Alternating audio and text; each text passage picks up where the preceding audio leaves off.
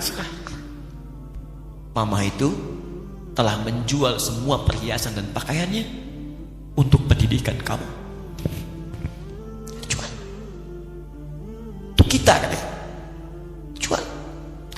Dan bertahan dengan 150.000 per bulan saat krisis. Jadi rupanya ibu saya itu makan nasi sehari cuma sekali.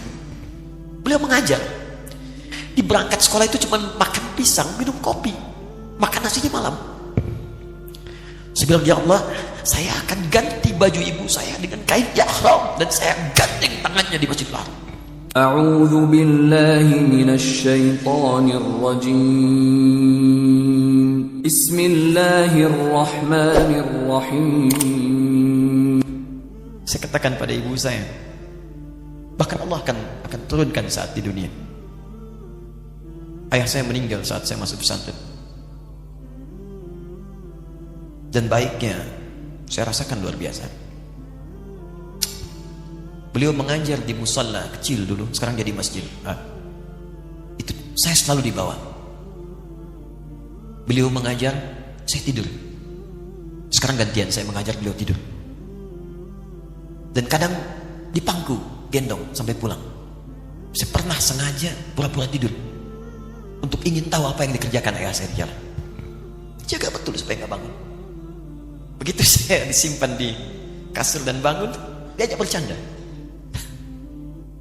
Saya mau masuk pesantren, dia nggak sempat ngantar. Saya bertemu, beliau menangis, peluk saya, minta maaf, nggak bisa ngantar ke pesantren. Saya belum mengerti apapun saat itu. Saya bertekad, insya Allah saya belajar dengan sungguh-sungguh. Sepekan 2 pekan saya dapat panggilan pulang. Saya tanya pada kakak saya yang ikut, sekarang ada di sini. Di mana ayah? Beliau nggak jawab. Sampai di Bandung, paman saya, beliau sekarang Sekom MUI Jawa Barat, langsung menyampaikan, nampaknya nggak akan terkejar sampai sana, mungkin sudah dimakamkan. Saya ngerti, paham saat itu bahwa beliau telah wafat. Maka saya pulang. Maghrib saya sampai, saya dapati ibu di ruangan tengah. Saya datangi, saya menahan tangis, tidak nangis sedikit untuk membahagiakan ibu saya. Saya datang, saya peluk, saya temani tidurnya. Itu pertemuan saya dengan ayah saya terakhir di mimpi. Saya bermimpi melihat sudah pakai kemeja, tersenyum, mendadahi saya. Sudah. Besoknya saya cari ke kamar. Ternyata Allahu Akbar, apa yang selama ini saya pelajari di pesantren, kitabnya sudah ada di kamar semua. Sudah disiapkan. Saya menangis saat itu, saya bawa mushaf. Jadi bapak saya, ayah saya, itu bajunya pun saat wafat dibagikan kepada sahabat-sahabatnya. Bajunya, kitab-kitab ini dibagikan. Ibu saya menunjukkan kemudian ada jam yang nanti nak pakai. Saya bilang, simpanlah. Saya bawa mushaf. Dengan mushaf itu saya duduk di ruangan tengah, saya menghadap ke kiblat dan saya mohon kepada Allah, ya Allah, saya tak punya kemampuan lagi membahagiakan ayah saya saat hidup di dunia, tapi mohon jadikan setiap huruf dalam Al-Quran ini, ya Allah, pahalanya mengalir untuk ayah saya. Begitu saya bacakan saat itu, tak bisa saya berhenti, dan tiba-tiba langsung masuk ayatnya, artinya, posisinya, nomornya, gak pernah berhenti, masuk. Saya bertekad ingin berbuat baik. Puncaknya saya sekolah. Ibu, ya Allah, saya ingin berbakti pada ibunda saya. Anda tahu apa yang terjadi? Demi Allah saya katakan, ketika Anda bersabar, ibu saya, Bu, Pak, itu krisis 97 Pak. Waktu krisis saya masuk pesantren, saya diberikan sempurna bekal seperti anak-anak lain. Rupanya ibu saya sudah tanya kepada santi-santi, orang tuanya, berapa bekal Anda kasihkan? Dikasih yang paling tinggi itu dikasihkan pada kami tiap bulan. Saya terima. Satu kali libur saya pulang dari jauh, ibu saya tersenyum melihat sedang jemur pakaian melihat saya. Begitu saya tiba, kaget saya. Kok pakaian ibu saya, pakaiannya nggak cocok dipakai gitu. Ini bukan pakaian ibu saya, kayak kain pel lah kalau sekarang. Saya masuk ke rumah, saya kejar, saya buka pakaian lemari, saya nggak temukan sedikit pun. Saya kejar kakak saya, dia sudah siapkan makan.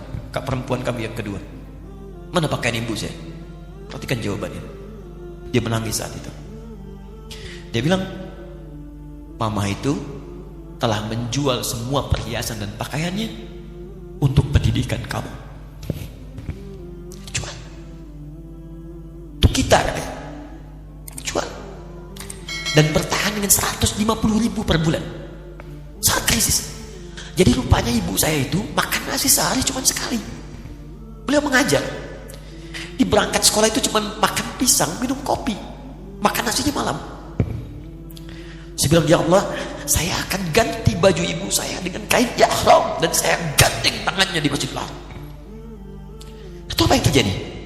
Begitu saya kuliah di Libya, alhamdulillah, saya berangkat, saya mulai mengajar, saya serius belajar. Saat itu kemudian, Allah mulai berikan jalan. Saya ingin sungguh-sungguh. Malam saya bangun, saya sholat, saya belajar, saya menghafal Quran, saya belajar riwayat Quran. Sampai puncaknya tiba.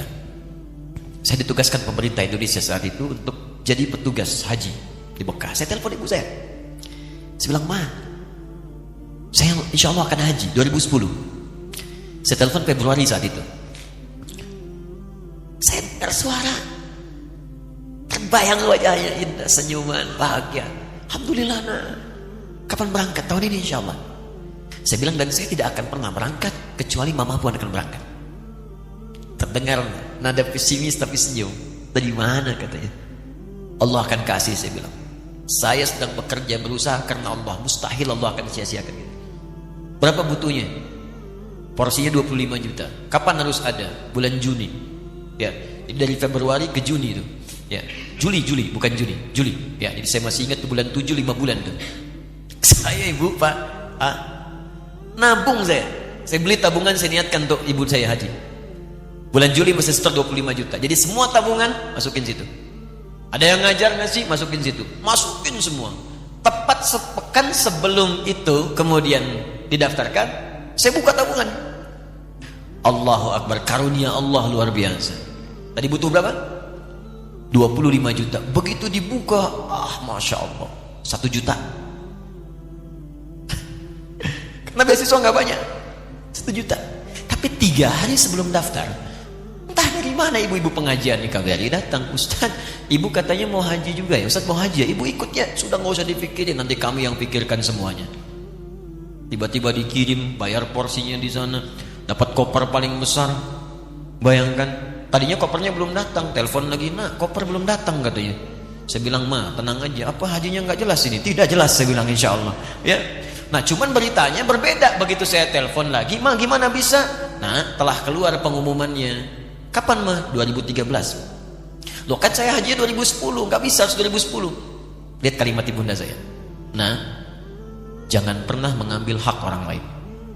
Allah kasih 2013, alhamdulillah.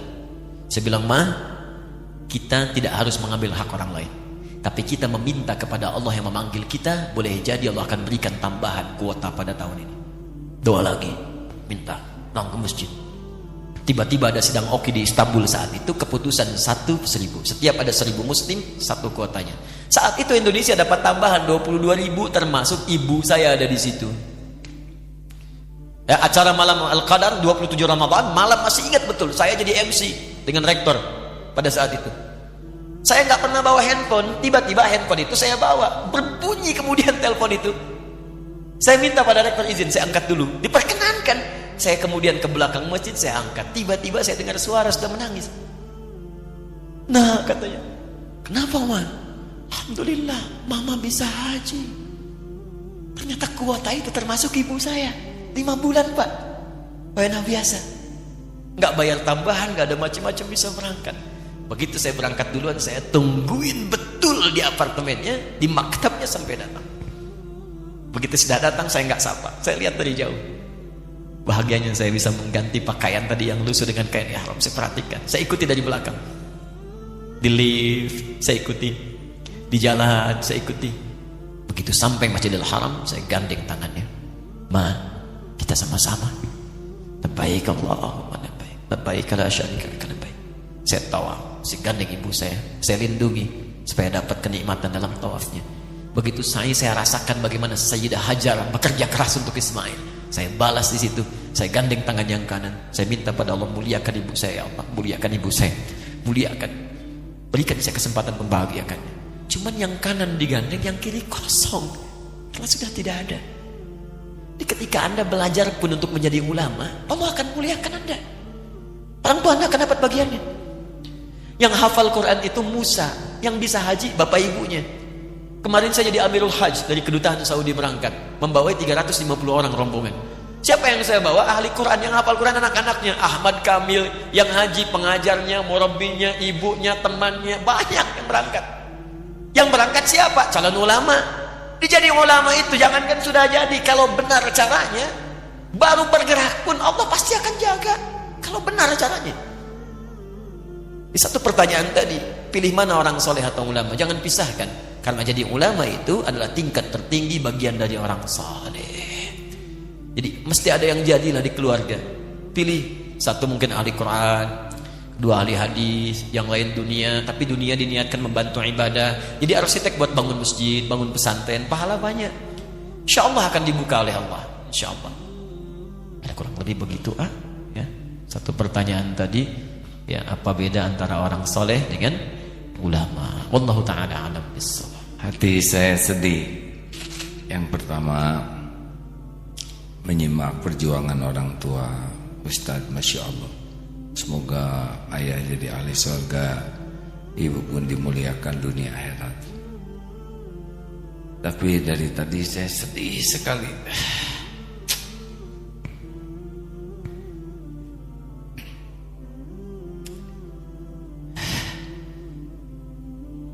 Mendengar uraian tentang ulama. Sejujurnya, rasanya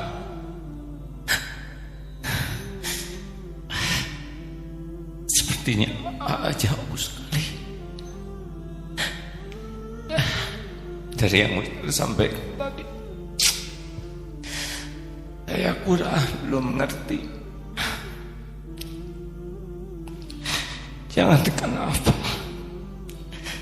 bahasa Arab juga tidak fasih. Ilmu kita gimana Ustaz? Nggak kepikir punya posisi seperti sekarang ini. Tapi kalau kriteria ulama seperti tadi,